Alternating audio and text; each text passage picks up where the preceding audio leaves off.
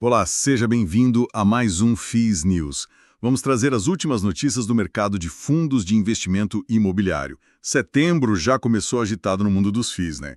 Hoje a gente vai dar uma olhada num fato relevante e importante do HGLG11 e depois passar pelos destaques os pontos principais de relatórios de fundos bem acompanhados: XPML11, GARE11, VISC11 e HSML11.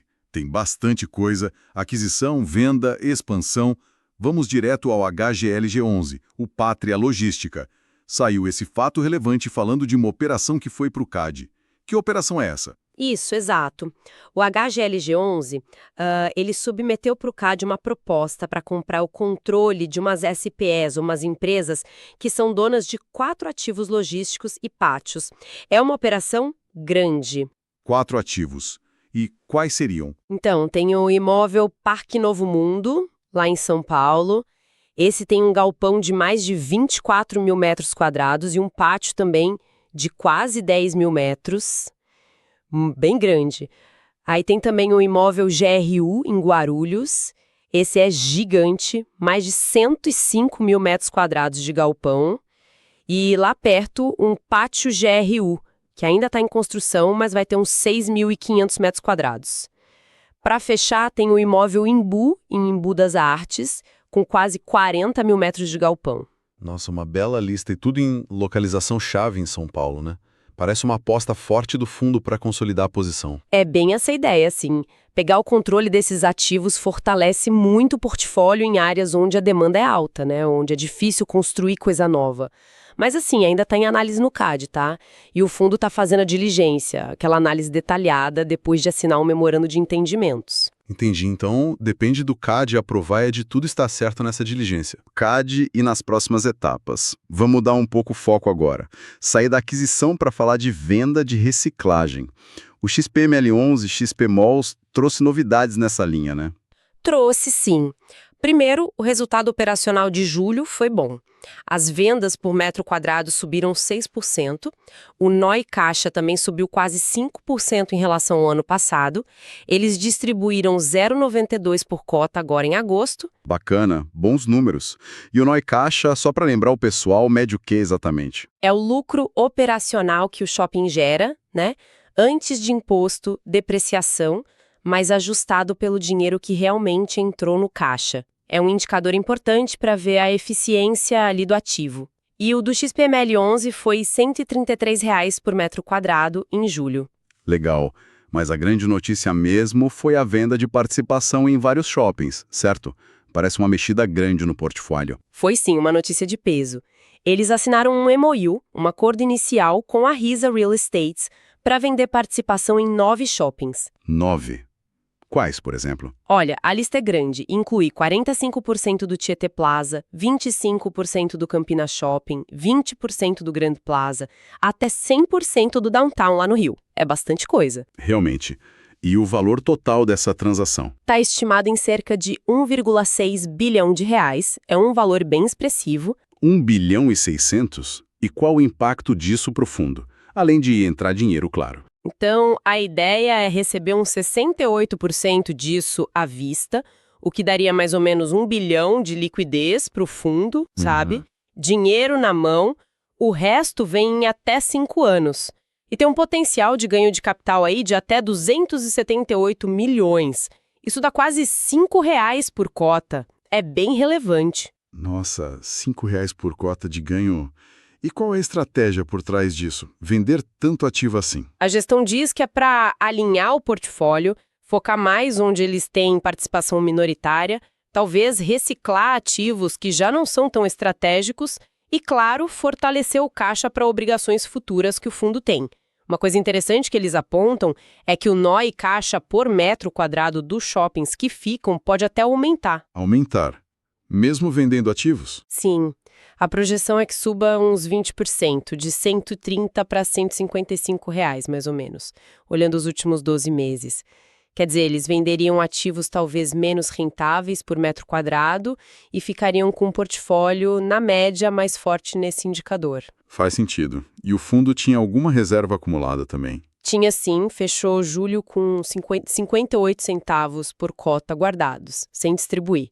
Essa venda ajuda muito no caixa, mas eles ainda teriam outras opções para frente, tipo uma nova emissão, se o mercado ajudar, ou até pegar um pouco mais de dívida, porque a alavancagem deles está baixa, uns 8% só. Entendido. Bastante flexibilidade para a gestão.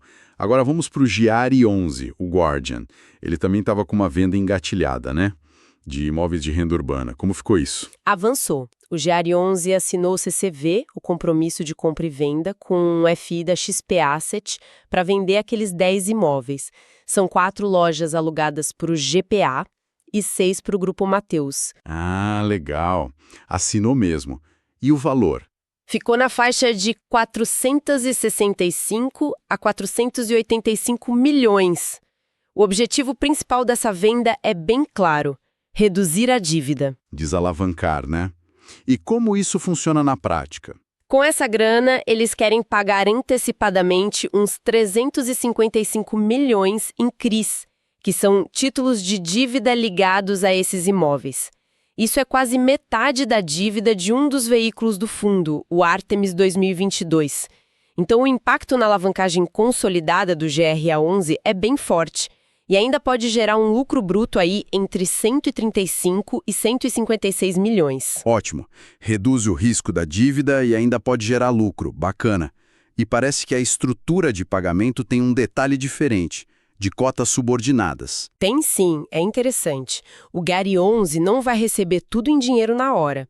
Uma parte vem em cotas subordinadas do fundo que está comprando. Isso significa que se esses imóveis renderem muito bem no futuro, acima do esperado para os cotistas principais, o Gari 11 ainda pega uma parte desse ganho extra, sabe? O pagamento também é parcelado entre 24 e 60 meses. Uma forma inteligente de participar de um possível upside futuro, mesmo depois de vender. Enquanto isso, o Gari 11 também fez uma emissão de cotas, né? Fez sim, a 7ª emissão, captou 400 milhões de reais agora no comecinho de setembro. O dinheiro é para repor o portfólio, continuar desalavancando, fortalecer o fundo. Uma coisa complementa a outra, né? Vende de um lado, capta do outro. Gestão ativa. E o portfólio que ficou no Gari 11 está saudável? Super saudável, tá 100% alugado, 100% adimplente, maioria contrato atípico, que dá mais segurança, e o prazo médio dos contratos, o WALT, é maior que 12 anos. É muito tempo de receita contratada, por isso eles mantiveram o guidance de dividendos ali na faixa de 0,083 a 0,090 por cota. Excelente. Bom, vamos para o VISC 11, Vinci Shopping Centers. A novidade lá foi uma aquisição, é isso? Isso mesmo. O VISC 11 comprou mais 25% do Shopping Paralela lá na Bahia. A compra foi indireta por meio de um outro FII que já era 100% do VISC. Agora, a participação total deles no Paralela foi para 36,36%. É uma estratégia de aumentar a aposta em ativos que eles consideram importantes no portfólio. Entendi, consolidando a posição. E a distribuição de agosto foi de 0,81 por cota, mas o resultado do mês foi menor, 0,71. Usaram reserva. Usaram. E mesmo assim ainda sobrou bastante reserva. O VISC 11 direto tem 0,88 por cota acumulado e aquele FII veículo que comprou a participação tem mais 0,35 por cota do VISC. Somando tudo, dá 1,23 por cota de reserva total. Nossa, 1,23 por cota. É uma reserva bem gorda isso, dá tranquilidade para manter o dividendo, né? Com certeza. Por isso eles mantiveram o guidance de distribuir entre 0,80 e 0,85 por cota até o fim de 2025. Essa reserva ajuda a passar por meses de resultado um pouco menor, sem mexer no dividendo. E como foram os indicadores operacionais em julho? Algum destaque? Olha, teve um leve crescimento no NOI caixa e nas vendas por metro quadrado comparando com julho do ano passado. Mas o destaque mesmo foi a inadimplência líquida, que ficou negativa em menos 0,5%. Negativa? Como assim? Quer dizer que eles recuperaram mais aluguéis atrasados de outros meses do que tiveram de novos atrasos em julho. Isso é ótimo, mostra que os lojistas estão pagando e a cobrança está funcionando bem. A ocupação ficou boa, 94,4%, e os descontos foram baixos. Muito bom mesmo. Para fechar nossa rodada, o HSML 11, HSI Malls.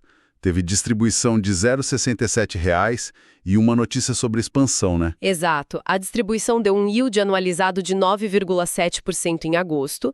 Eles até atualizaram o guidance para o semestre, agora tem entre 0,67 e 0,82 por cota, mas a grande notícia foi a aprovação do projeto de expansão do Shopping Uberaba, a fase 1. Expansão orgânica sempre chama atenção.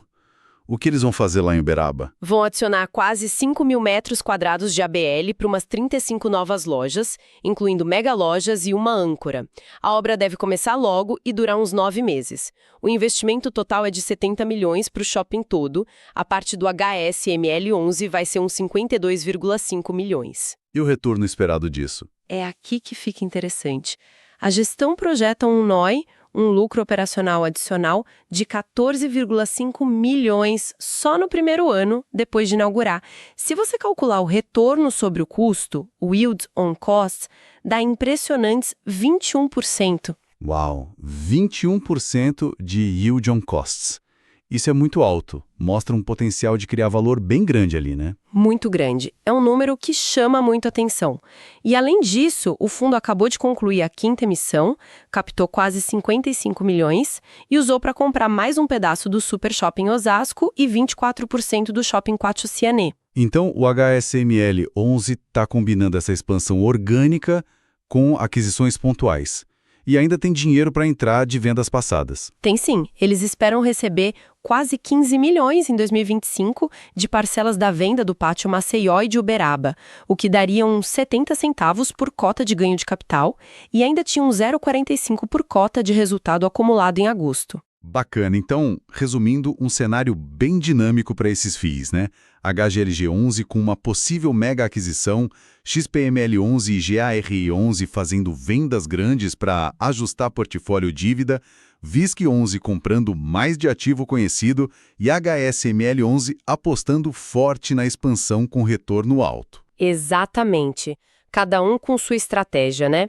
Mostra que não tem receita de bolo, depende muito da situação de cada fundo, do que o mercado oferece e da visão da gestão. Acompanhar essas mexidas é fundamental para entender para onde o dinheiro do cotista está indo e o que esperar de cada um. Fica essa reflexão, né? Como os fundos vão continuar navegando entre comprar, vender, expandir, controlar a dívida, num cenário que ainda pede cuidado, mas que sempre traz oportunidades. Agradecemos pela audiência, deixe um like, se inscreva e ative o sininho. Deixe também o seu comentário. Estamos no YouTube, no Spotify e no TikTok. Até o próximo episódio. Tchau, tchau!